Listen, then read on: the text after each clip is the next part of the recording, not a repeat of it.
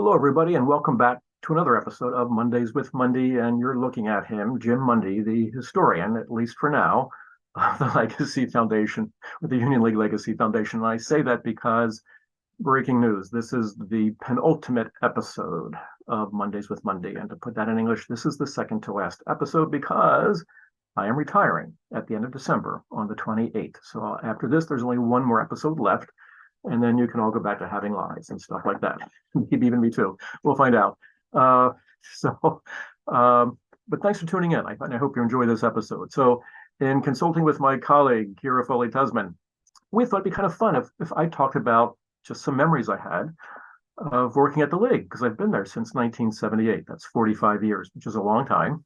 And we picked a few. So hopefully you enjoy them. So let's get started. So I thought I'd go right back to the beginning, which is 1978. So I left LaSalle College on Friday and walked in the Union League on the following Monday, which happened to be May the 15th, 1978. And I expected to become the associate archivist, which is what I had been hired to be. But instead, the general manager greeted me and said, "Sorry, pal, you're going to the front office because I need somebody to work there." And it turns out that he had to fire one of the front office employees. I'm not 100% sure why after all these years, but anyway, I got stuck in the front office. And the front office back then is where the Cafe Meredith is today. So it's on the first floor of the Broad Street building on the north side of the hallway. All right, you have the old cafe, then right next to it was the main office. And it was originally a private dining room that had been turned into an office. The front half was the business office for the League, and the back half was the restaurant office. But in the business office, the members would come in and they could pick up mail, they could give us mail. They could cash a check. They would give us their checks for, if they were a new member, for their entrance fees and their dues, buy stamps. They could do all kinds of things. And so it wasn't a very hard job, to be honest. But what the heck? At least I had a job. So two things that struck me in the front office, because there's still things I remember, obviously, after all these years. And that is, so I don't think I was there more than a few weeks when one night, and it was the third shift, so it was night, 3 to 11. And I saw this member in the hallway, just kind of, because you could see right into the hallway from the doorway. And this member was kind of like weaving and bobbing up and down the hallway. And he'd get in the elevator and he'd go up and he'd go down, he'd come out and he'd go back in and go up and he'd go down. And I thought, uh-oh. Sure enough, he'd had a little too much to drink next door at the old cafe. And so I finally corralled him. And I thought I had him on the upholstered bench. That at that point there were 4 wonderfully large upholstered benches that lined the front hallway, about 12 feet long. Thought I had him settled down when all of a sudden he got up and off he goes again. So now I had to track him down, and I finally got him to bed in one of the bedrooms. So that was one of the more interesting challenges I had working in the front office, was helping this poor guy just sleep it off. The other one though was a little more interesting. Gentleman walks in, says, "Oh, I don't think I know you. What's your name?" My name. "Where do you live?" "At Ballackinwood, and married, wife, 2 kids, blah blah blah." "Oh, where'd you go to school?" I said, "Well, I went to LaSalle College, and then before that, I went to Archbishop Carroll High School in Radford." And he says, "Darn," he says, "I don't know why they let the Catholics build that high school there. We didn't get another Catholic high school." I'm like, holy moly, what happened here? And uh, And it turned out that once I got to know this member, who shall remain nameless, even though he's now deceased, but we turned out to be pretty good buds, if you will. I mean, as much as I could be friends with a member in 1978 and 79, and later, actually, we get along great and really enjoyed the relationship. So it was my first introduction to the bigger world, shall we say, that different people held different opinions based on religion, perhaps. So 2 eye openers within the first couple of weeks of working at the Union League of Philadelphia. So that was my experience in the front desk. And eventually by September, I did go back I went to the archives and all that kind of good stuff. So that all ended well. So the second memory that I have that I would like to share is when Richard Nixon visited the Union League in March of 1988. Now, of course, he had become a very disgraced president when he had to resign from office. But over the succeeding years, he slowly kind of rebuilt his image and his reputation. And at this point, he's headed to Chicago to give a major foreign policy speech. And after all, don't forget, he opened up China to the world in a way. So my job was to give him a tour of the League House. And I mean, in the League House, I had never seen it look prettier, better, anything. I mean, it was just spectacular what they did to decorate it. And why not? He was the past president of the United States. And so I'm walking around the building, having a great time doing it. Really a witty man, brilliant, intelligent, I mean, all that kind of good stuff. But one thing I didn't know about him, that he was a sports nut as well. So we're in the library and we're talking about, so Jim, where'd you go to college? He said, I went to LaSalle College here in Philadelphia, Mr. President. He goes, oh, LaSalle College, 1954 NCAA champions. They beat Bradley University 92-76. I'm going, holy moly, how does he know that? And sure enough, I mean, he was reeling off statistics. I mean, this was the era of Tom Gola when he was the most valuable player in the entire NCAA. I mean, just amazing stuff. I mean, it's like, and then I remembered, oh, heck no, he was a big baseball nut. He was at the Union League back in the 50s and early 60s for baseball nights and stuff like that. So I go, wow, that really made some sense. So it was just one of those like, wow moments when you're going, geez, this is great. And it was, and I enjoyed every minute of it, as I did spending the rest of the tour with him in the house itself.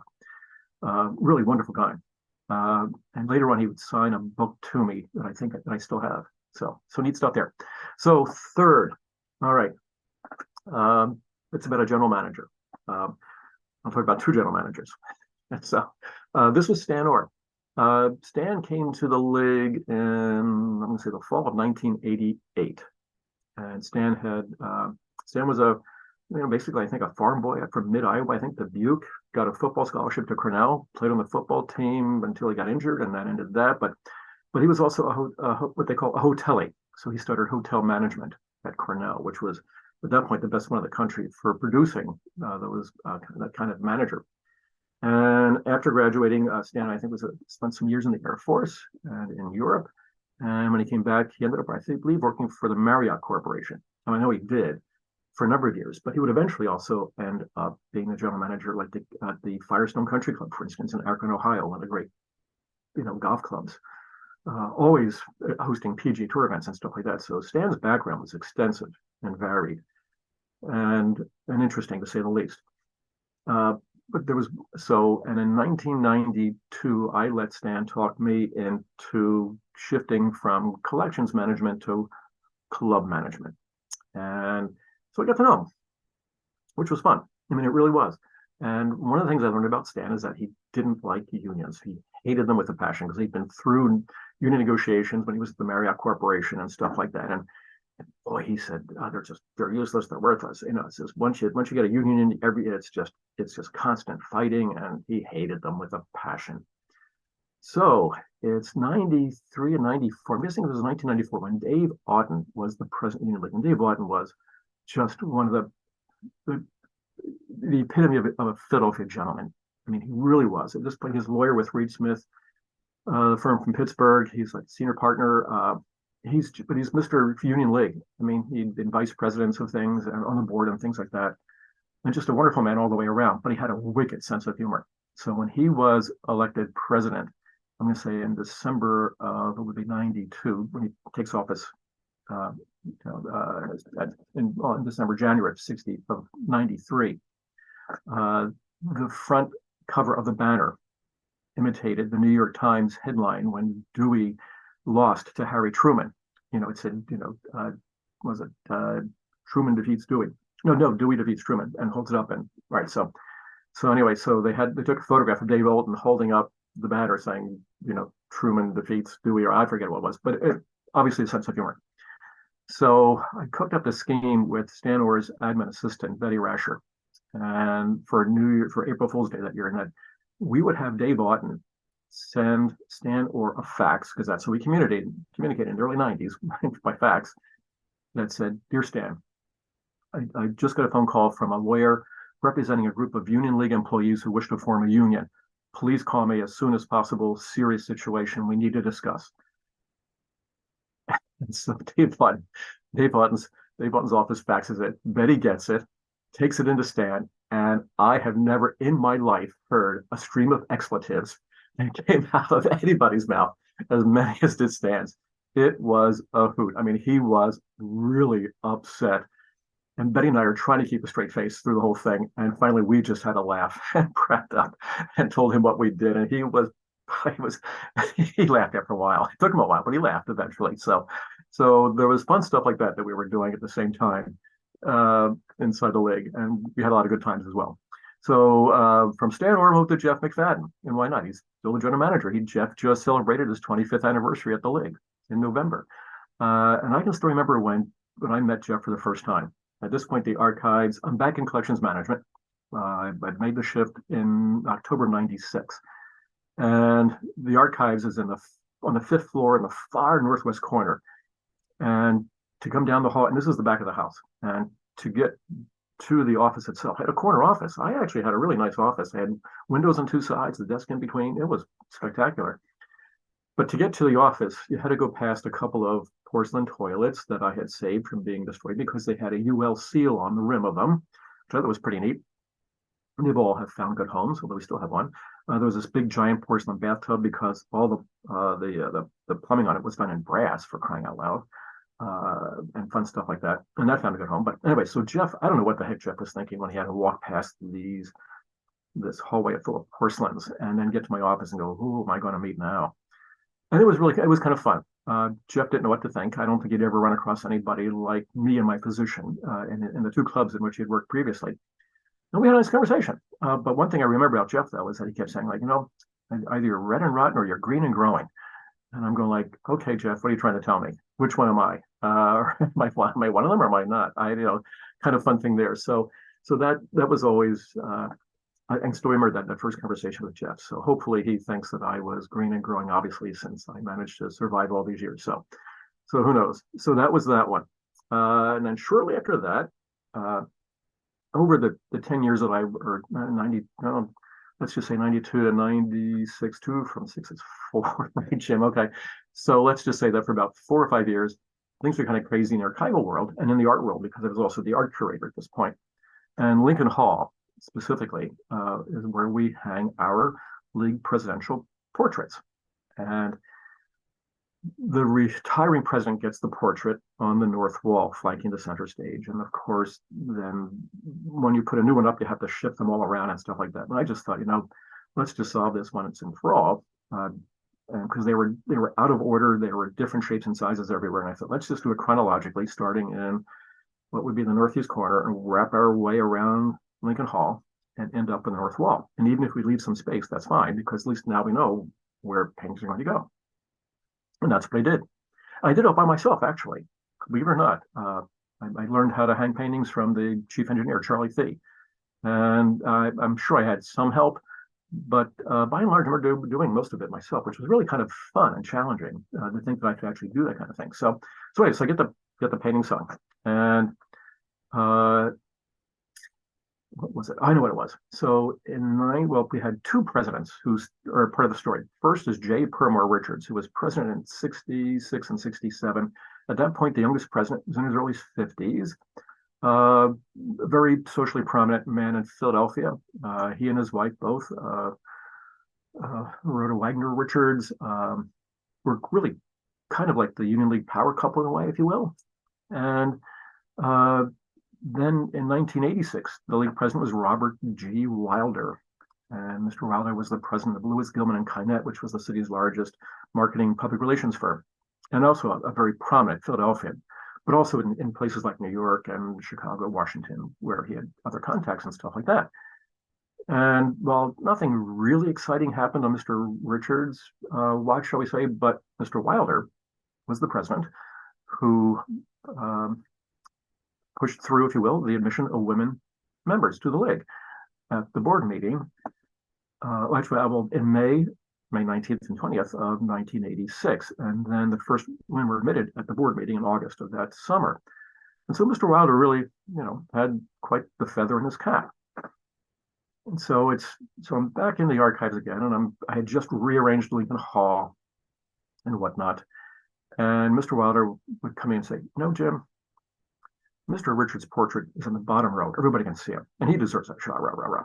So my painting's way up in the top row. Nobody can see me. I can't even see myself, but I deserve to be on the bottom row because I did more than Permore Richards did. I'm going like, oh, here we go. Says I'm in trouble. So I said, well, Mr. Richards, I'm sorry, you missed Mr. Wilder. I said, they're in chronological order, and that's just the way it worked out. And I'm really sorry about that, but there's nothing I can do about it. Thinking like, no, there really isn't anything I can do about it until I rearrange the whole room again, which I didn't want to do. And he would kind of say, okay, rah, rah, rah, off you go. And then a couple of weeks later, stop me in the hallway. Jim, when are you going to change my portrait? When are you going to move it? I'm going like, this Mr. Wilder, I've got some other presidents to hang and I can't do it right now. I can't do which one. And he would just like once a month, like clockwork. This went on for like, probably 2 years. He never gave up. And then he finally died. And that's how I solved that problem. So, and today, well, actually, we don't have that problem. We just have a space problem instead. But anyway, so I can think, like, well, you always think there are moments in your career when maybe, is that the hill you want to die on type of thing? So anyway, I didn't die on the hill. I haven't died yet on the hill. So hopefully I've only got 2 weeks to avoid that. We'll see what happens. But anyway, so that was Lincoln Hall portraits. And then last one. So I just celebrated my 70th birthday last week on December the 5th. And it was very nice. It was very cool. Actually, I wasn't even in the office that day.